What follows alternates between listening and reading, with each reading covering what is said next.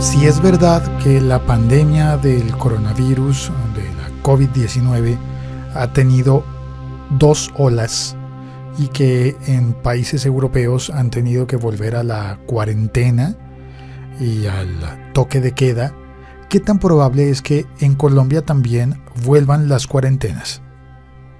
¿Qué tan probable es que no hayamos superado todavía la crisis, que estemos lejos y que tengamos que volver a comenzar todo el proceso desde el comienzo?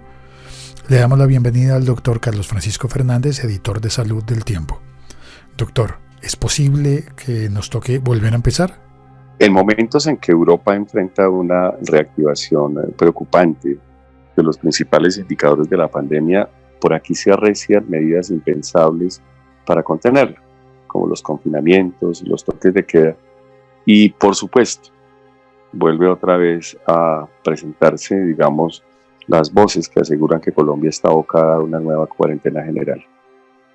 Y aunque el país se enfrenta a una inquietante meseta que se atravesó a un promisorio descenso que traíamos desde hace 2 meses y a las reactivaciones y a las aceleraciones en algunas regiones, los expertos en realidad aseguran que por el momento volver a la cuarentena general es una medida inconveniente.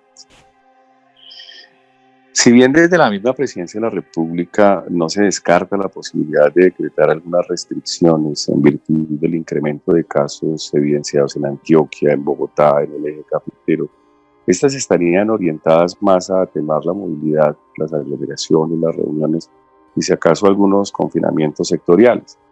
Y uno puede ver, de hecho, en las vísperas de la celebración de la fiesta de los niños, Halloween o el 31 de octubre, como ustedes quieran, y los 2 puentes festivos seguidos que se avecinan, 264 municipios hasta el momento aplicarán medidas que incluyen restricciones de la movilidad, toques de queda específicos, ley seca y sanciones a las aglomeraciones, a las fiestas clandestinas, que comprometerán más o menos a 30 millones de personas en un escenario que busca pues atenuar los números pandémicos que amenazan con reactivarse.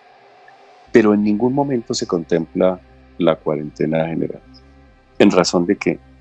En razón de que se ha demostrado que si bien disminuye la transmisión del virus, los efectos socioeconómicos y esencialmente, si me permiten, emocionales, son mayores a los números que se tratan de disminuir.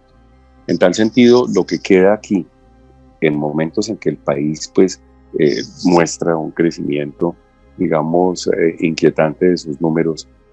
Por ejemplo, hoy tuvimos desafortunadamente un nuevo número de casos de muertes que sobrepasa los 200 fallecidos después de varias semanas, de un mes, mejor dicho, de mes y medio de que estas cifras no llegaban.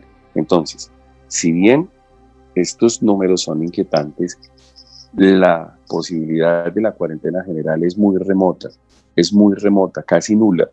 ¿Por qué? Porque existen medidas que son probadas y que si la disciplina de la gente se pusiera, digamos, a la orden del día, como son el uso del tapabocas, tanto en espacios interiores como en exteriores, el distanciamiento de la gente, 2 metros, evitar las aglomeraciones y el lavado de manos, con eso se tendría, digamos, la posibilidad de minimizar los riesgos y potencialmente, digamos, mejorar las cifras.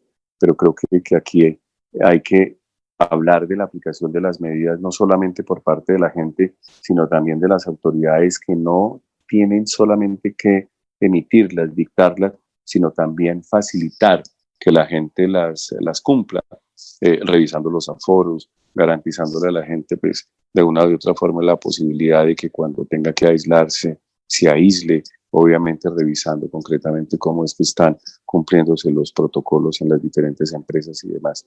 Creo que esto es una responsabilidad de todos. En conclusión, si bien es una medida que suena en el país, pues dadas las características que se tuvieron, porque Colombia tuvo la cuarentena más larga en el mundo, pues sencillamente consideramos que este fantasma, desafortunadamente negativo, pues por ahora no es la mejor medida.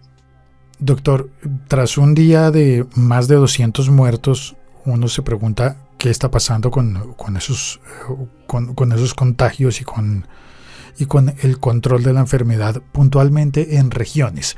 Vemos que las cifras de Antioquia superan al resto del país, superan incluso a las cifras de Bogotá. ¿Hay algo que esté ocurriendo mal en Antioquia o es natural que pasen esas cosas? Colombia tiene una visión pandémica general que se muestra en una sola curva. Y la sumatoria, digamos, de muchos elementos, terminan dando una figura y podríamos decir que de manera general estamos descendiendo y en el descenso se atravesó, como decía ahora, una meseta. Pero el problema con las cifras es que Colombia es una sumatoria de una serie de pandemias regionales que son asimétricas en cuanto a su presentación. Es decir, Colombia tiene la misma diferencia que puede tener, pues de una forma proporcional, América con Europa. Entonces, ¿qué pasa?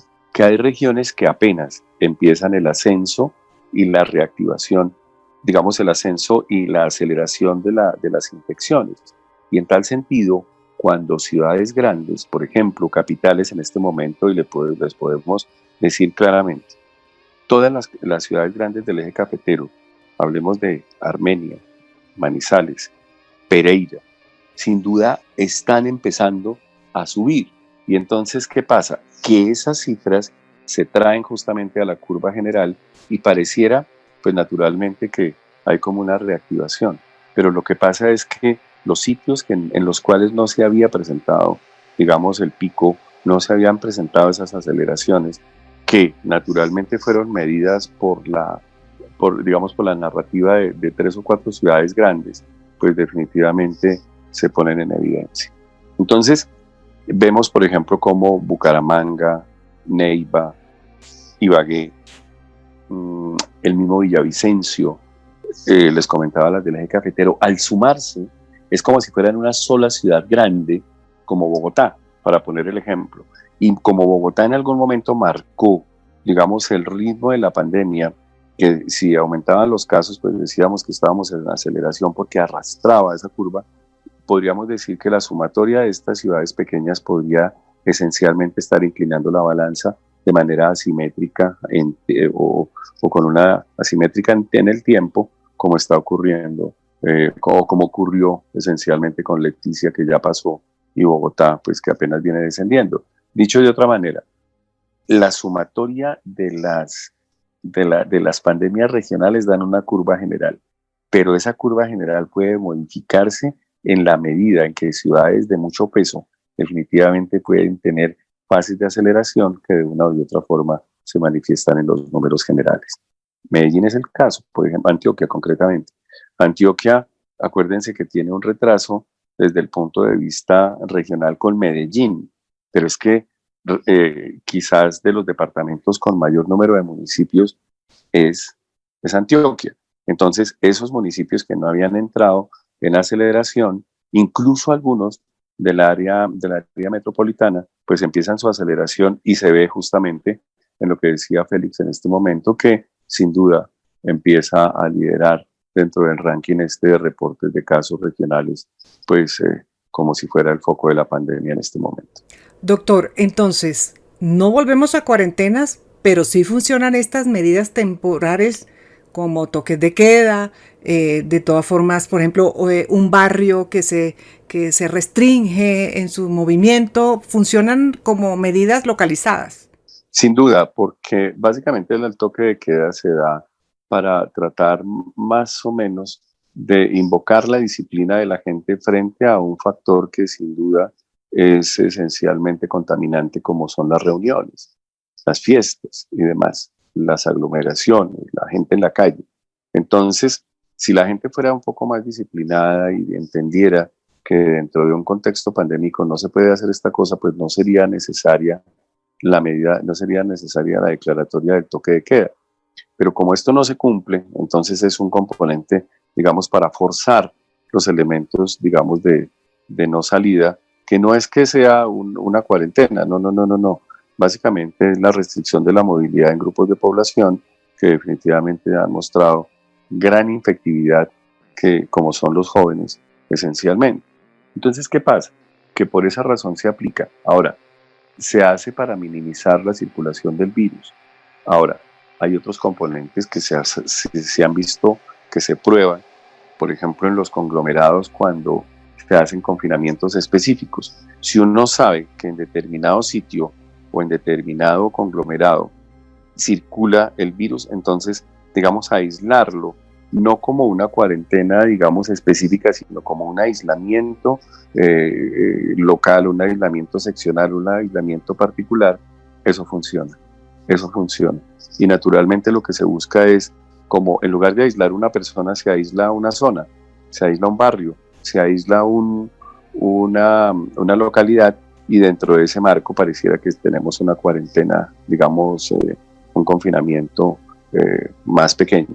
Pero eso funciona para evitar el encerramiento, que fue lo que se aplicó en Bogotá en algún momento, que eran las llamadas cuarentenas por localidades, que no es que la gente se encierre en su casa, sino que no puede salir de un área. Y eso, pues sin duda, es mucho más llamativo, mucho más eficiente, menos impactante desde el punto de vista emocional y obviamente cuantificable.